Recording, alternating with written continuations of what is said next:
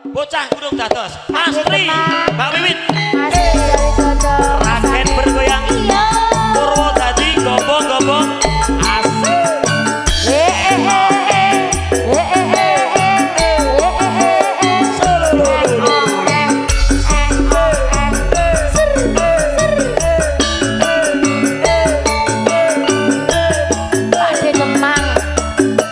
Bolo toket jadi sambat di coketnya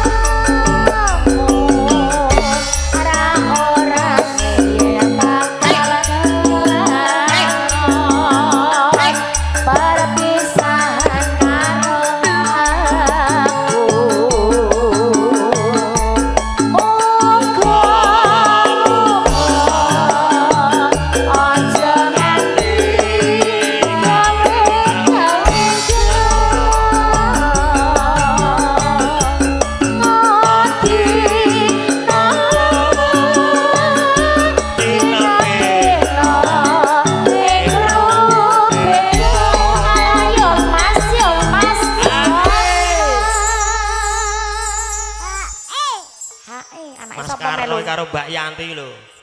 Saya bengi saya kebak malan. Iya, Mas. Wes. Ayo. Apa kowe ra kelingan?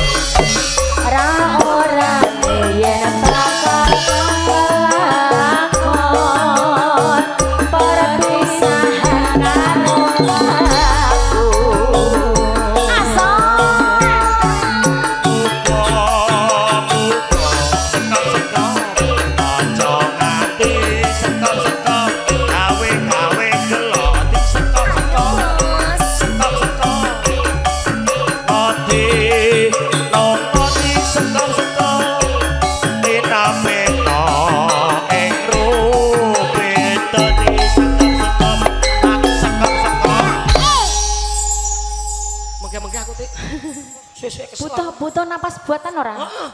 Capek tari. Mah apik kowe gede kowe. Ora.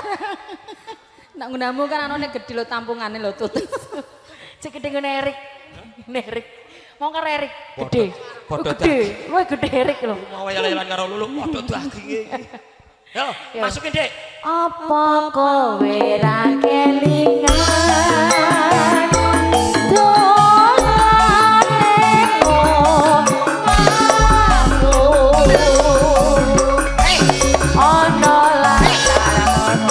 Hey!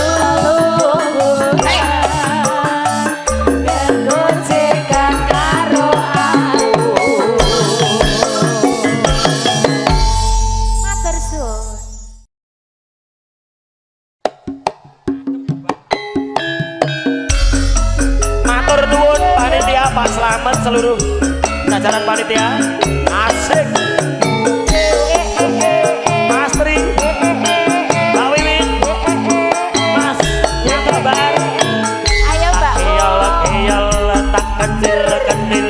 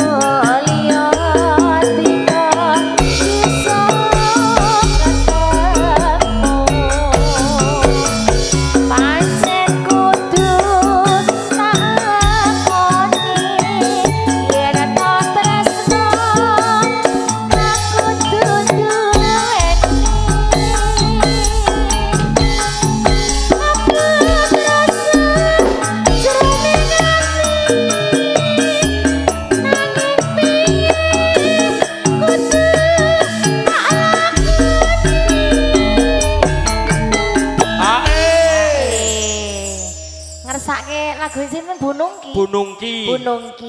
Beliau itu hanya penikmat, Dek. Oh, ngono. Kaya aku, dadi sing gerak iki kowe. Oh iya. Ngono. Heeh. Sing aktif kowe. Iya, ngono. Aku penikmat ya. Ya, Dek.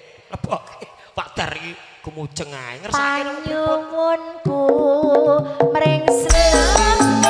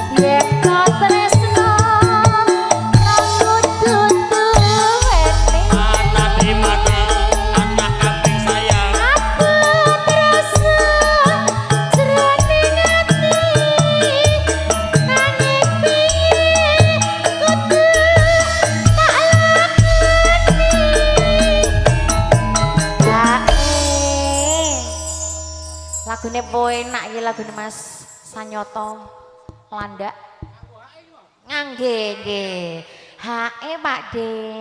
Pokoke dina iki lakone Pak Slamet kok. Panyuwunku Slowake, mring sliramu rungokno nangise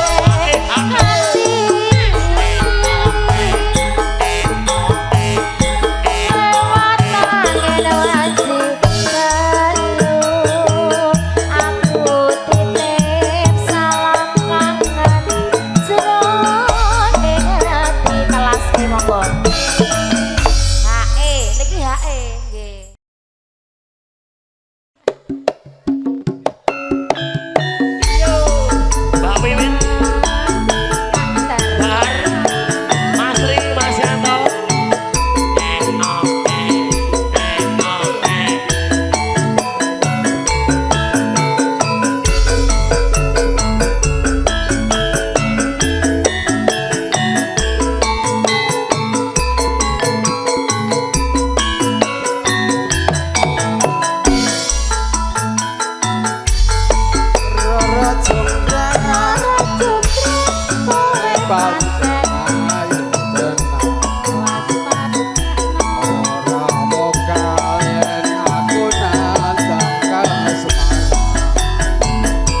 Wasadana prajuritmu kalaperan mula kowe duwane tokoyongan cukup kanjeng kowe aja tumalungko perang iku kanggo durung rampung bela mati kang mas Prabu Tumara kanggo sedo alam bawana segara obat-obat kowe wanita keparat ora ngerti yen Bandung lanange jagat putra Prabu Ratu Pengging Damarmaya aku duwe aji seti Pandawasa karo Jonggrang manut tasun pundhut garwa iya Bandung aku duwe bepono sandi sewu sawengi kudu dadi iya Jonggrang panyuwunmu tak turuti jelas nada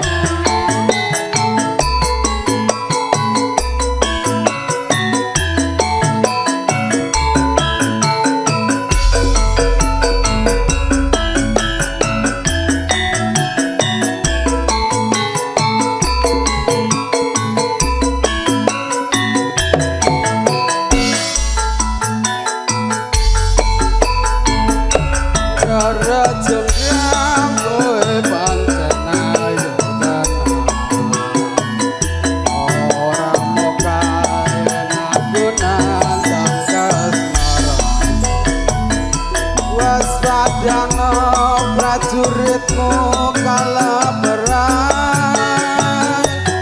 mula kowe duwane tokoyongan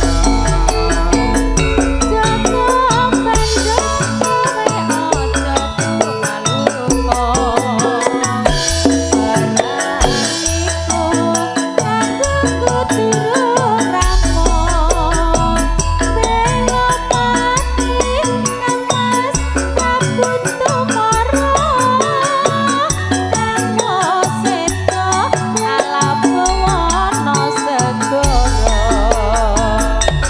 obat-obat kowe wanita keparat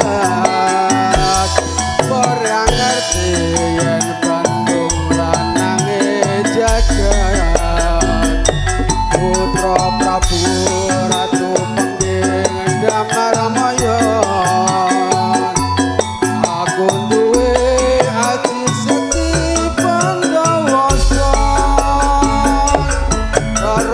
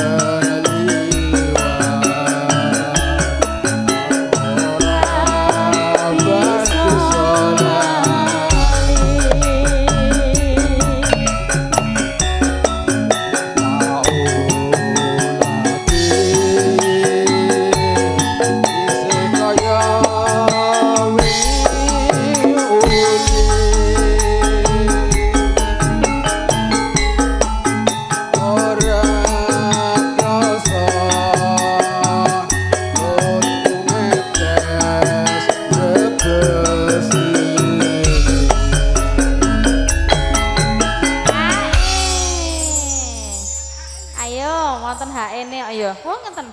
Loh, iki sing tanggung jawab malah Pak Slamet iki. Heeh. Lah ayo Pak Ter.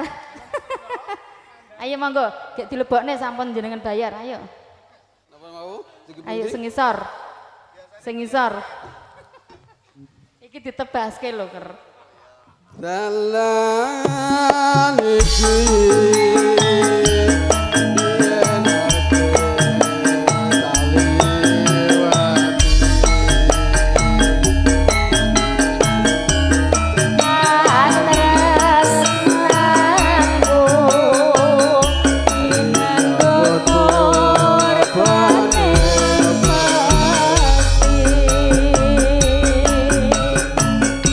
Dari atas ya Pak ya, dari atas.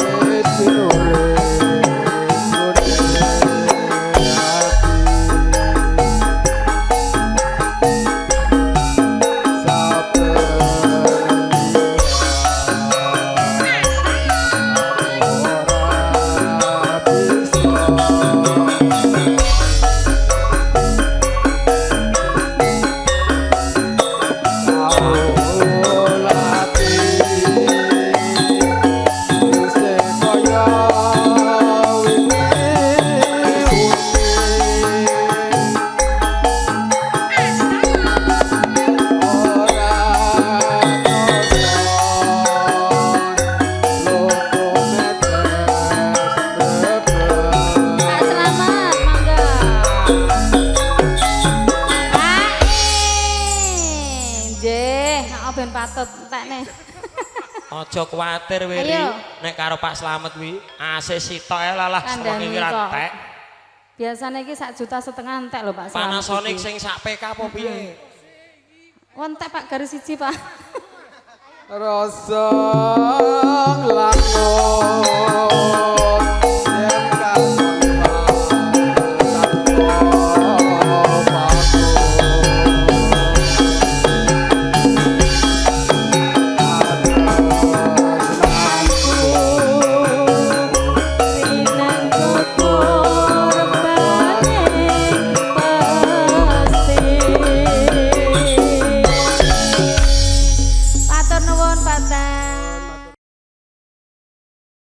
stasiun Tugurian kan? Asik bersama dengan campur sari kelas nada. Monggo dulur-dulur saking Purwodadi. Mbak Wiwi, Mas Ri.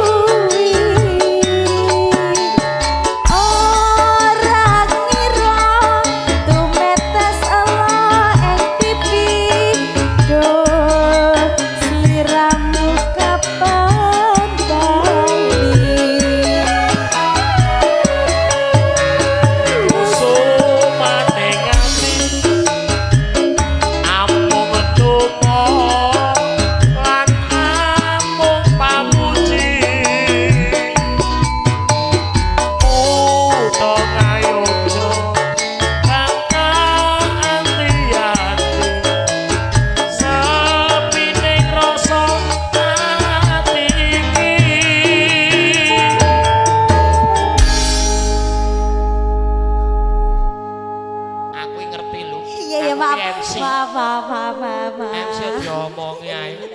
Mikir Halo, sing Mas. dipateni to kowe iki. Iku Mas siapa kenalan dulu tadi belum sempat Sing kenalan. di Hamba Allah itu pokoknya yang bercahaya, bersinar. sing kacamata. Bukan yang samping topi, pakai kaos putih, pakai hoodie hitam. Kuwi pemborong. Oh, pemborong pantesan ya were akeh. Wah, Aku diborong. tadi kepen. Aku mau diborong, jangan. Stasiun Tugu. Sing tenanan lho, Mas, Mas. Hei, Iki ditangkap lo saweran. kowe lu.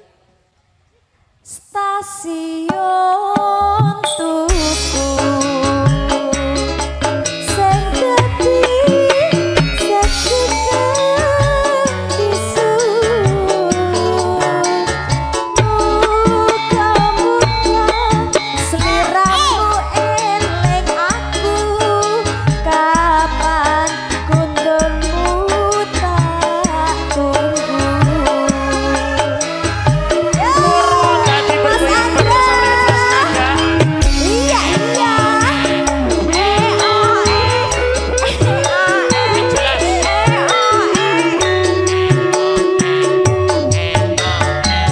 Aduh aduh aduh.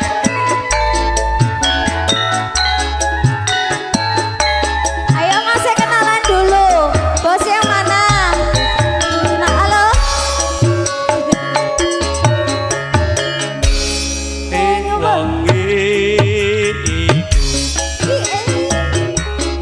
Nalikane aku pisan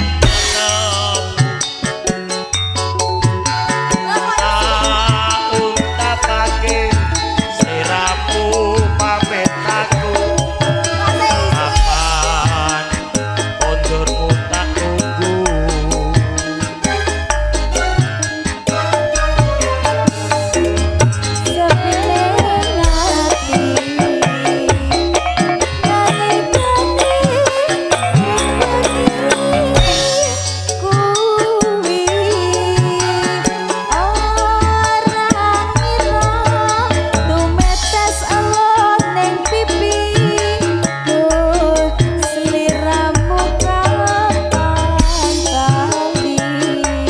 Mas siapa namanya?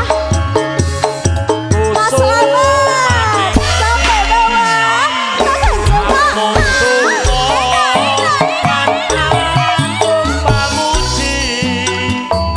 Mas Joko ini namanya Mas siapa? Mas Gia.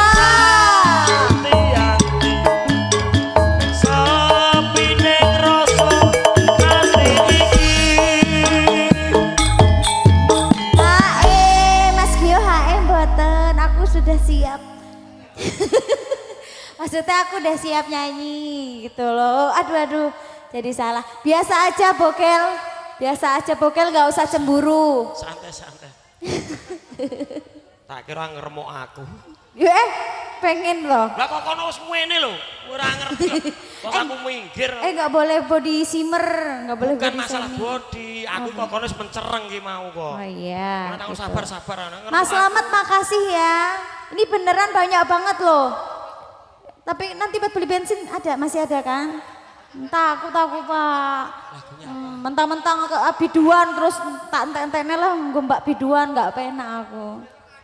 Iya siap, besok kerja lagi ya. Stasiun Tugu sing dadi saksikan bisu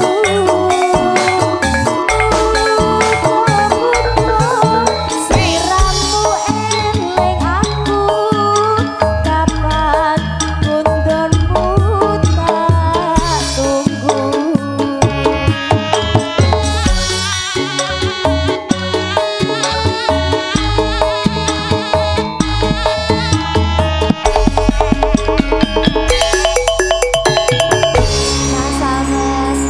Mas Dio, nggih matur nuwun. Oke. Yuk bersama dengan jelas campur sari Indonesia.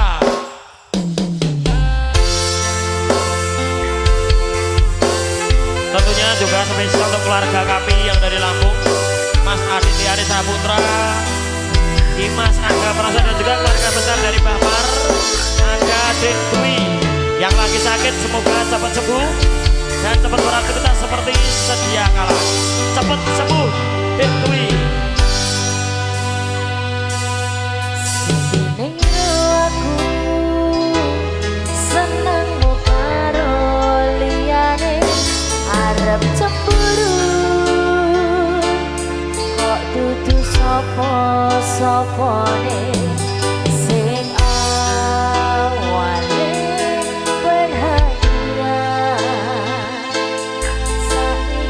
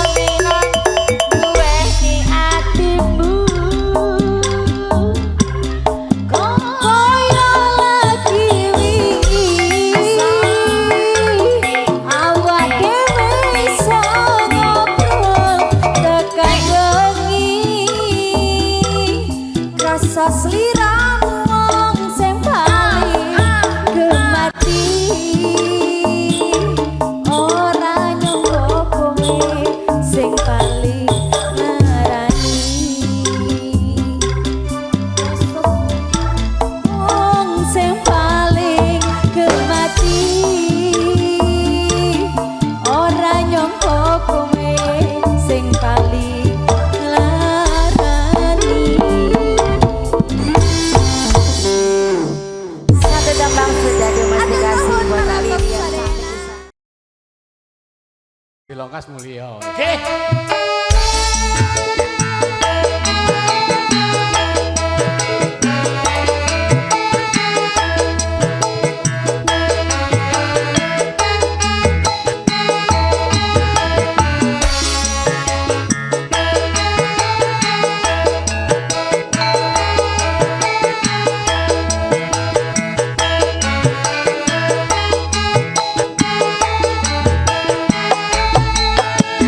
Aja